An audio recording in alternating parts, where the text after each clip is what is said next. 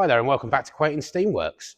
There are a lot of things that we have at Quayton Railway here that the public don't really get to see. So we've decided to come up with something called Collection Corner. So you can see some of the bits and bobs that the public don't generally get to see. So today we are going to start with the LNWR Picnic Saloon. Now imagine, if you will, it's 1894. The Manchester Ship Canal has just opened. Tower Bridge has opened for traffic for the first time. Most importantly for the football fans out there, Liverpool and Everton have their first ever derby. You've got the horse manure crisis going on. Trust me, it's a thing. Look it up. And you're thinking to yourself, what can I do with myself? How can we get away from this disgusting stench? So you think to yourself, right, we're going to the beach. Railways have become ever more popular. There's so many things opening up on the coast. You're a middle manager, not a particularly wealthy one, but you're certainly doing better than most. You think, today we're going to take the family out. We're going to do it in style. This is where the picnic saloon comes in. Let's go check out the picnic saloon. So this has been pulled out especially for this video. It normally lives in the shed because it is a particularly precious thing to us. And effectively, it's the work of, well, 90% of it is the work of one man who we should be meeting later.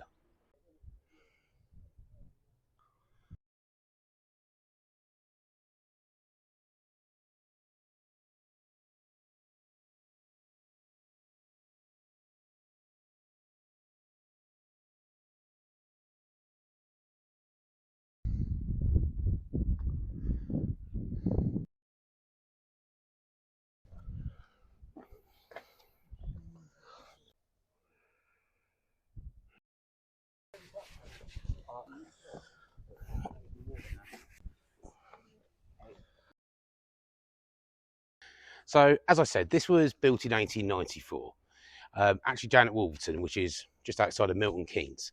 Most of it is still there as well, surprisingly. It's also where the Royal Trains were built and things like that.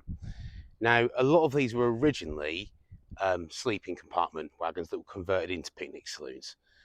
This one was always a picnic saloon, so it would have been, this is third class, when you see it, it won't look like third class. I promise you it is first class all the way.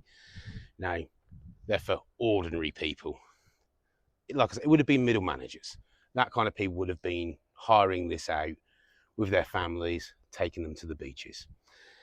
Now, this one obviously didn't look like this when it was found.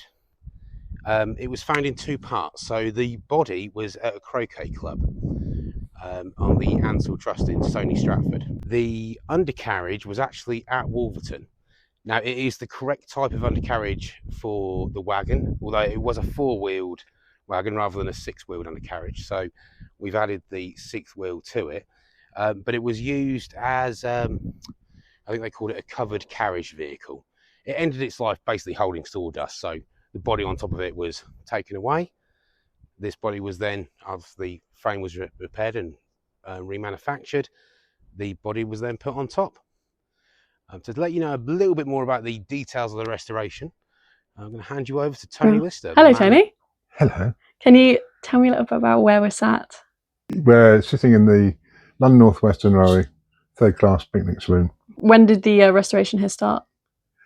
Well, it started, I suppose, best part of 30 years ago when the body was acquired from the croquet club at Stony Stratford. It was owned by the Ansell Trust, and they were looking to get rid of it and put up a proper brick clubhouse. So our guys came along at the right moment and a suitable underframe for it, and the two were brought together at Quayton, and restoration has gone on. There was an initial burst in the early years, and then for a whole variety of unrelated reasons, it all came to a grinding halt, and then I took it on again, I suppose, about 10 years ago. Okay. I spent about 4 or 5 years restoring the interior. I was going to say, how similar did it look when you got your hands on it? It was filthy inside. Primarily they'd restored the underframe and had done some protective work on painting the outside. One side was into top coat, the other side was still in undercoat. and so we finished that off. We paid a little over £3,000 following a generous donation to have the carriage lined, and which took them best part of 2 weeks. It's quite a complex lining. Was it all hand painted? It's all hand painted. Wow. We were admiring it when we were outside. It does look amazing. And it was all rubbed down by hand as well. We didn't use orbital sanders or anything like that. So did it have the upholstery and stuff in here? There was no upholstery. There was only one bench seat, and all the D heads had all been cut off. So these were reclaimed. They've come from 2 different sources. 4 of them were a pair of doubles, so cut those lengthways to make the 8 singles. Nice, yeah. And there's actually a different design. The pattern on here, it's quite a plain one, but on the corner seats, it's quite a decorative pattern. Which, when I came to remove them, it turns out to a piece of machined oak. There is a mistake on it, so they must have had a wire frame for a machine to trace to get the pattern right, to make everything the same, and that pattern must have had a fault in it, because there's a cut through at one patch where the pattern doesn't follow. It's somewhere around that sort of area, I think, but I'd have to. It's only when you get them lined up on a bench and you're cleaning them that you start to notice the real fine detail that, oh look, there's a mistake here. The pattern had been bashed or something. And so that the arm that traces it repeated the mistake. I remember last time I was in here, you were telling me about the painted bits in the kitchen area. Yes, but I couldn't. Was it? Well, it's not a kitchen area. There is no kitchen on this, strictly speaking. Okay. It's a luggage area. It was never designed as a kitchen. The whole ethos of a picnic saloon was that you would hire it for your family. You'd arrive at your local station. It would already be attached to a train, and you'd be deposited at a wayside station on sort of magical mystery tour basis. Back in the days in the 1890s and the 1900s, when people didn't really travel a great distance, so you could go 15 miles from home and be in territory you just had never seen before, had a great day out, weren't familiar with, and have a day out in the countryside.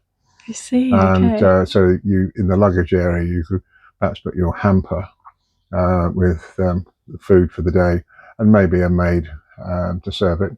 And depending how you got on with the maid, she would either join you in the saloon, or you made her sit on the basket and you shut the door. There was something special about the way it was painted. Didn't you say it was different? Well, it was scumbled. The Victorians had a habit of, you still see it today, scumbling in places.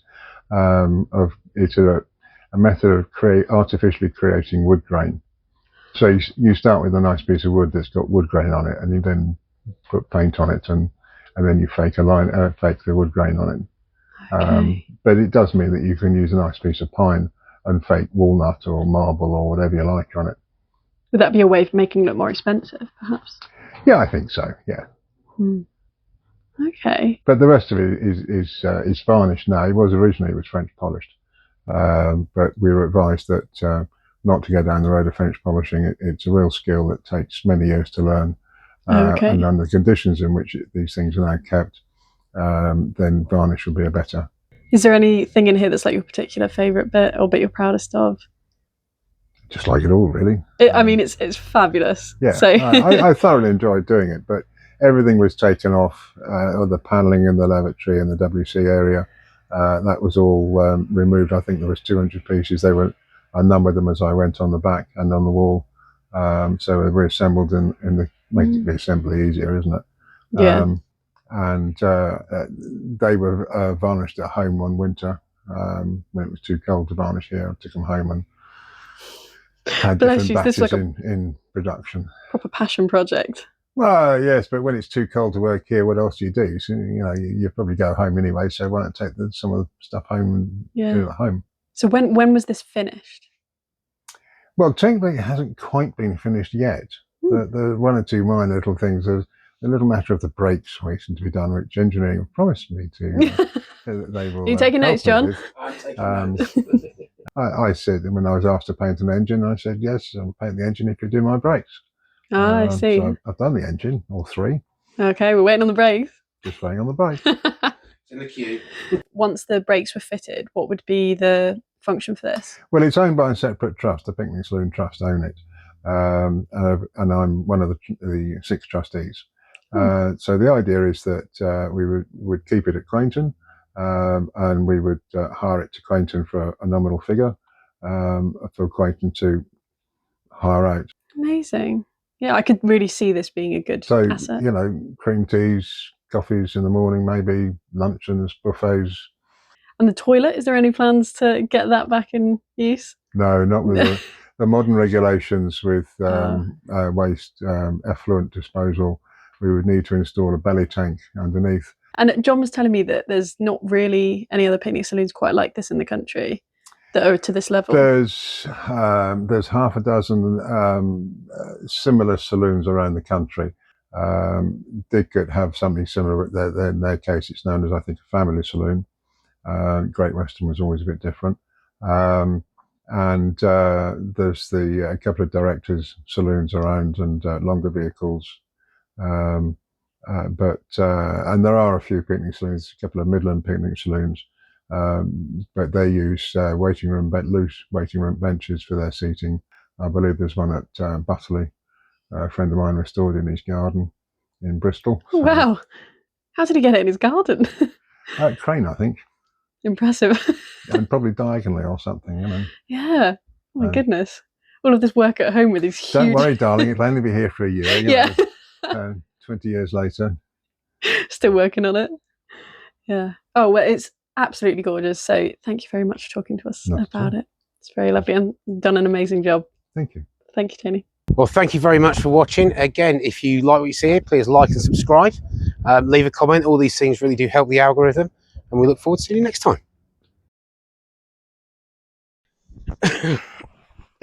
And welcome back to... for God's sake, John. Today we're trying to... What can I do with myself? How can we get away from this disgusting stench? Brilliant. Sorry. So you think so? You sit there and be happy.